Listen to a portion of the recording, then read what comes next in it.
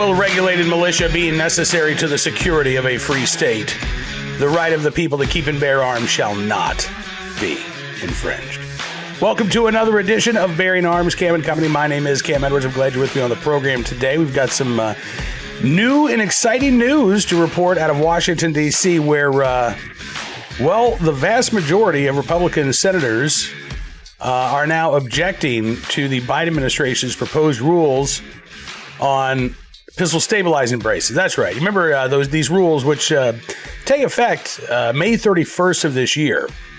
They don't require everybody who possesses a pistol stabilizing brace that is attached to a pistol to register that gun as a short-barreled rifle, but odds are, if you have a stabilizing brace and it is attached to a pistol, the ATF wants you to register that weapon under the National Firearms Act, right? There is no real hard or fast definition as to what constitutes what turns a brace-equipped pistol into a short-barreled rifle, but the ATF sort of take the position that we'll know when we see it. Here's this handy little checklist for you, and if you fill this out and all the forms add up there, go ahead and register under the NFA. Now, this rule is already being challenged. There is already a lawsuit underway. You might recall 25 state attorneys general filed suit along with the group Firearms Regulatory, what is this? FRAC, which I believe is the Firearms Regulatory Accountability Coalition. There you go. They have filed suit in the Western District of North Dakota, taking on this new rule. But again, Republicans on Capitol Hill, they're now speaking up as well. So earlier today, a group of 40 Republican senators, along with several members of the House, introduced a Congressional Review Act resolution. Now, the CRA resolution and a Congressional Review Act is basically a law that allows for Congress to step in and review rules that are promulgated by federal agencies and object to them. It does take both chambers of Congress to undo a rule, which means that this measure might not be going far, unless, of course, they can attract, a number of their Democratic colleagues to join this CRA resolution. But I think this is still really good news. Because it does show that this is an issue that is gaining traction, not just among gun owners, but among Republican politicians as well. So this is led by Senator John Kennedy of Louisiana, Senator Roger Marshall of Kansas, and again, more than 40 other Republican senators. Over on the House side, Representative Andrew Clyde is carrying the resolution. And in addition to this CRA, Senators Kennedy and Marshall have also introduced actual legislation that would preclude federal funds from being used to implement, administer, or enforce the ATF's new rule on stabilizing braces. Senator Kennedy said in a statement, millions of law-abiding Americans use pistol braces, and many of these Americans rely on braces because they're disabled. If Congress does not correct the ATF's misguided rule, countless law-abiding gun owners in Louisiana and other states will become criminals in the blink of an eye. The Biden administration's assault on the Second Amendment isn't going to stop unless we defend this fundamental liberty. Which, by the way, I the only thing that I would take exception to in Senator Kennedy's comments is I don't think Joe Biden's attacks on our right to keep bear arms are going to stop, no matter how hard we defend our fundamental right to keep and bear arms. They're coming as long as he's in office because he's sincere about it. But we still need to fight back every opportunity we can to protect and secure our fundamental freedoms. Senator Roger Marshall said the Biden administration's war on every American's fundamental right to bear arms is relentless and an offense to our founders. Congress must use every tool at its disposal to stop the Biden ATF from enacting this unconstitutional gun grab and creating its newly proposed anti-Second Amendment gun registry. The Congressional Review Act is one of these important tools. He said he's pleaded to co-lead the effort with Senator Kennedy. Representative Clyde, meanwhile, says the ATF's unconstitutional pistol brace rule reveals the agency's brazen disregard for our Constitution and Congress's sole legislative authority. Unelected anti-gun bureaucrats simply do not have the power to propel President Biden's goal of disarming our nation and dismantling our Second Amendment freedoms by registering and banning millions of firearms.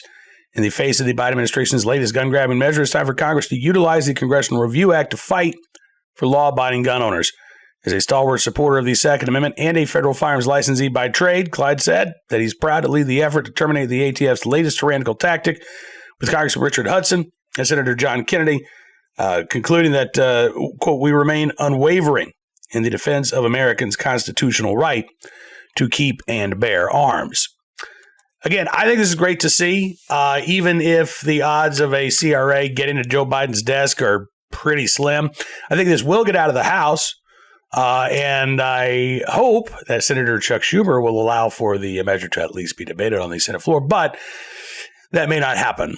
Thankfully, again, we don't have to just rely on a divided Congress to try to halt the enforcement of this law. That federal lawsuit underway, and I expect that we're going to see a ruling on a request for a preliminary injunction either before that May 31st deadline or shortly thereafter. Hopefully before, obviously, since, again, millions of Americans could be impacted by this rule, which the ATF, again, requires you. Well, if you have a brace that they believe could turn your pistol into a short-barreled rifle, then yes, you are required to either destroy that brace, remove the brace from the pistol and never put it on again, right? Or register your short-barreled rifle with the ATF under the auspices of the National Firearms Act. And again, this reverses years and years of ATF determinations to the contrary, right? Where the ATF said, yeah, pistol stabilizing braces, they're fine. And then it was, well, pistol stabilizing braces, they're fine, but don't use them as they're not intended. Right? Because if you use them as they're not intended, if you raise that brace-equipped firearm up to your shoulder and you're using that brace like it's a buttstock, rather, well, listen, that turns it into a short-barreled rifle, right? The ATF's rules have been fairly, I would say they've been crystal clear, but the determination has always been it is not the act of attaching a brace to a pistol that turns it into a short-barreled rifle, right? It is using that brace-equipped firearm in a manner for which that brace was not intended that turns that firearm into a restricted item. Now the ATF is saying basically, if it's attached, probably going to be a short-barreled rifle, probably should register with the federal government, or you could potentially face 10 years in prison or a $250,000 fine.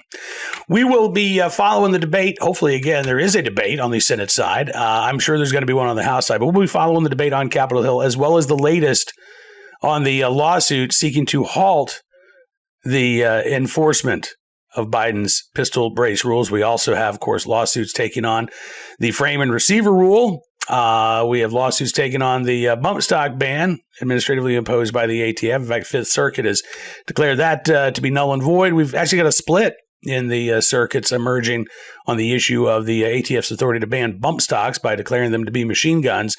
So one or more of these cases likely to get to the Supreme Court here in the years ahead. And all of these cases, I think, provide an opportunity for the court to step in and rein in some of the administrative abuses that we are seeing here on the part of Biden's ATF. Now let's turn our attention to today's armed citizen story, our good deed of the day, and our recidivist report. And I got to tell you right now, every one of these stories bothers me for some reason or another. Yesterday, we were talking about the murder of a 12-year-old kid over a pair of glasses, allegedly committed by a 17-year-old who was out on probation for felony convictions to his name at 17 years of age. That bothered me a lot, and I hope it bothered you too. But I saw this headline, and I can't repeat what my initial reaction was because this is a family-friendly podcast. Motel front desk clerk sentenced to 180 days in jail for raping a guest. 6 months in jail for raping a guest. And as bad as the headline is, I got to tell you, the news story itself is even worse. Red Wing, Minnesota. 34-year-old Red Wing man sentenced to 180 days in jail and 2 years of supervised probation for sexually assaulting a 23-year-old woman who was staying at the hotel that he was working as the front desk clerk. Jack Charles Fickle pleaded guilty to felony fifth-degree criminal sexual conduct as part of a January plea deal that dismissed charges of third and fourth-degree criminal sexual conduct, both of which are felonies. Fickle was working at the Red Wing Super 8 on January 11th, 2021, when a woman was dropped off by a Goodhue County Sheriff's deputy about 1 o'clock that morning. She had just reported a domestic assault by her boyfriend the day before, and the deputy brought her to the hotel because she needed a place to stay. Yeah. According to authorities, the woman reported the sexual assault to law enforcement the afternoon of January 11th. Her clothes were sent to the Minnesota Bureau of Criminal Apprehension for DNA testing. Fickle's DNA it was found on that clothing. Semen that contained his DNA specifically found on the clothing. The woman told law enforcement that she did not want to go to that hotel. She said that she was afraid of being alone at the time. She said she didn't have her cell phone with her, and she felt like she had no options. So when the deputy said, listen, we got a room that's paid for, there was a local domestic violence prevention group that paid for a room. She had nowhere else to go, but she didn't have her cell phone with her. She was just sort of on her own, right? So she goes there. Fickle shows her to her room and then says, hey, you need to call your boyfriend, the guy who abused her the day before, allegedly. So that he'll stop calling the motel. Fickle then apparently was able to enter her room shortly after that call by using the master key. And according to authorities, he then proceeded to sexually assault her. The woman was not able to make phone calls from the room before and after the sexual assault. Apparently, Fickle had maybe, turned off the ability to do so from the front desk. Last January, Fickle told investigators that he did not sexually assault the woman, so that he tried to make her feel safe, stated that he thought her questions and small talk were stall tactics to keep him in the room, which gave him the impression that she was possibly fearful to be alone. He also said he was happily married, would never cheat on his wife, who was asleep in a motel room across the room where the sexual assault took place. He said, I never touched her, not once, never made no physical contact with her. Again, semen samples found in the woman's clothing, found to be a match for Fickle's DNA. Fickle told law enforcement he had no idea how his semen got on her clothing. No idea how the DNA got there. But again, ultimately, accepting a plea deal in court. 6 months. 6 months for raping a woman who had been dropped off at that hotel because she had been the victim of domestic violence. Now, again, I am pissed off at this plea deal. But I would also like to know if there have been any changes to the procedures there in Goodhue County when it comes to working with domestic violence victims. Because I got to say, dropping someone off at a hotel at 1 o'clock in the morning and saying, all right, we'll see you later, doesn't sound like a whole hell of a lot of support to me. What happened to this woman is absolutely inexcusable. And the punishment that was handed down to the perpetrator of this sexual assault, inexplicable. Absolutely inexplicable, except for the fact, I say it's inexplicable, except it's not. It's easily explained. Because, again, the vast majority of cases in this country end up in plea bargains. So it doesn't matter how heinous the crime. It doesn't matter how awful the assault. Chances are, whoever perpetrated that crime is going to get a plea deal. It might not always be as egregiously bad as this, but they're going to get offered something. Charges are going to be reduced. Time is going to be dropped as long as they say, yep, I did something. And I understand we're never going to get rid of every plea bargain. In some cases, they may even be appropriate. In this case, no freaking way. Now, today's armed citizen story. Detroit, Michigan, where a would-be armed robber shot in the chest while trying to hold up a armed citizen and his friend. Yeah. As it turns out, by the way, the armed robber, you'll be shocked to learn this, not legally allowed to possess a firearm, unlike the armed citizen in question. Now, this was back in February. Shot spotter detected the sound of 3 gunshots in the parking lot of Carmen's Delicatessen in Detroit When police got there, they were flagged down by two people. One man approached officers with his hands over his head and said, hey, listen, I'm a concealed carry licensee. I fired my gun in self-defense. I was being robbed. Man told police that he and his friend had gone to the store that night. When they were walking in, they noticed an older guy and a younger guy talking outside. Younger guy identified as Joshua Fordham. When the concealed carry holder and his friend went inside the store, Fordham and the older gentleman followed them as well and continued to follow them as they left the store. Fordham began arguing with the two men and threatened to kill the concealed carry holder's friend if the concealed carry holder did not give up everything he had. So basically, give me what you got, or I'm going to murder your buddy right here. So the concealed carry holder handed Fordham his wallet. Fordham is holding a gun in one hand, and he's trying to pat down the concealed carry holder with the other. I guess trying to make sure that, he didn't hold anything back. Well, as it turns out, the concealed carry holder had not handed over the contents of his pockets, or at least his holster, to Fordham, because as he was being patted down, the concealed carry holder pulled out his gun, fired a shot.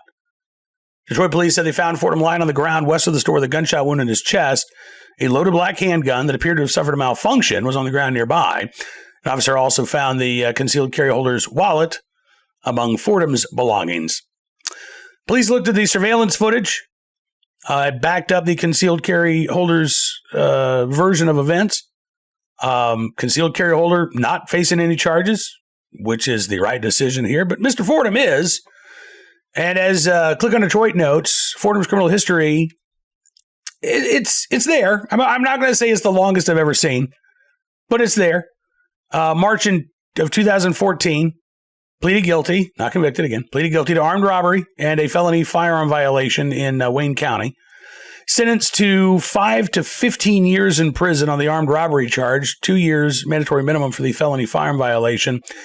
I don't know how long he actually served, but, it's been less than 10 years and he's already out. So I think it's fair to say that he did not serve the maximum sentence that was handed down. Now, again, facing more armed robbery charges as well as felon in possession of a firearm. The armed citizen, on the other hand, he is safe and sound, as is his unarmed friend. And maybe the next time they hang out, they can go to a concealed carry course together. The licensee can take his buddy. My takeaway anyway. All right. Finally today, our good deed of the day. In the right place, at the right time, willing and able to do the right thing.